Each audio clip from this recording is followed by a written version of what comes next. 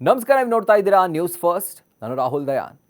ಕೈಗೆ ಬಂದು ತುತ್ತು ಬಾಯಿಗೆ ಬರ್ದು ಹಾಗಾಯಿತು ಅಂತ ಹೇಳ್ತಾರಲ್ಲ, ಅದೇ ಗಾದಿನ ಈ ಸ್ಟೋರಿಗೆ ಚೇಂಜ್ ಮಾಡಿ ಕೈಗೆ ಬಂದು ತುತ್ತು ಬಾಯಿಗೆ ಬರ್ದಂತಾಗಿತ್ತು, ಆದರೆ ಕೋರ್ಟ್ ಮಧ್ಯಪ್ರವೇಶ ಮಾಡಿದ್ರಿಂದ ಅದು ಒಬ್ಬರಿಗೆ ಮೃಷ್ಟಾನ್ನ ಆಯಿತು ಅಂತ ಬಹುಶಃ ಚೇಂಜ್ ಮಾಡ್ಕೊಳ್ಬಹುದು.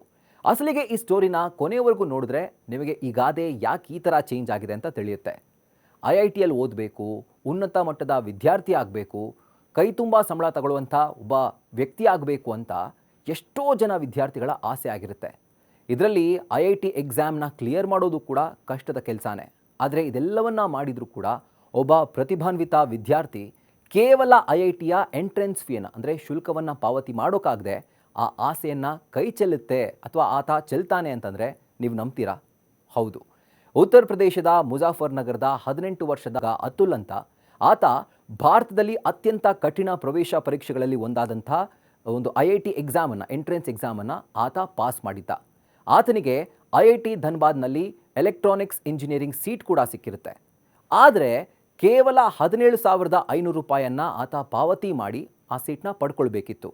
ಆದರೆ ವಿಧಿಯಾಟ ನೋಡಿ, ಅತುಲ್ನ ತಂದೆ ಒಬ್ಬ ಸಾಮಾನ್ಯ ಕೂಲಿ ಕಾರ್ಮಿಕ. ದಿನಕ್ಕೆ 450 ರೂಪಾಯಿ ಸಂಪಾದನೆ ಮಾಡ್ತಾ ಇರ್ತಾರೆ.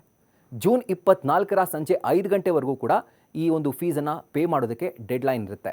ಆದರೆ ಆ ಸಮಯ ಮೀರಿದ್ರಿಂದ ಅತುಲ್ನ ಸೀಟ್ ಆತನ ಕೈ ತಪ್ಪುತ್ತೆ.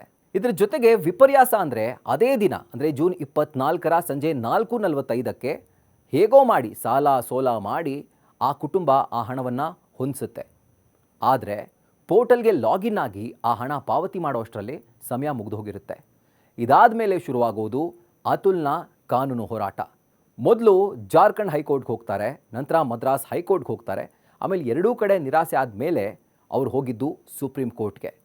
ಭಾರತದ ಮುಖ್ಯ ನ್ಯಾಯಮೂರ್ತಿ DY ಚಂದ್ರಚೂಡ್ ಅವರ ನೇತೃತ್ವದ ತ್ರಿಸದಸ್ಯ ಪೀಠ ಈ ಕೇಸ್ನ ವಿಚಾರಣೆ ನಡೆಸುತ್ತೆ. ಆಗ ಕೊಟ್ಟಿದ್ದೇ ಈ ಐತಿಹಾಸಿಕ ತೀರ್ಪು. IIT ಸೀಟ್ ಅಲೋಕೇಶನ್ ಅಥಾರಿಟಿಗೆ ಒಂದು ತಾಕೀತನ್ನು ಸುಪ್ರೀಂ ಕೋರ್ಟ್ ಮಾಡುತ್ತೆ.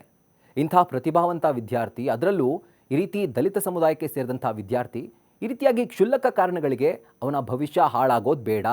ಹಾಗಾಗಿ ಆರ್ಟಿಕಲ್ 142ರ ಪ್ರಕಾರ ವಿಶೇಷ ಅಧಿಕಾರವನ್ನು ನಾವು ಬಳಸ್ಕೊಂಡು ಒಂದು ನಿರ್ದೇಶನವನ್ನು ಕೊಡ್ತಾ ಇದ್ದೀವಿ.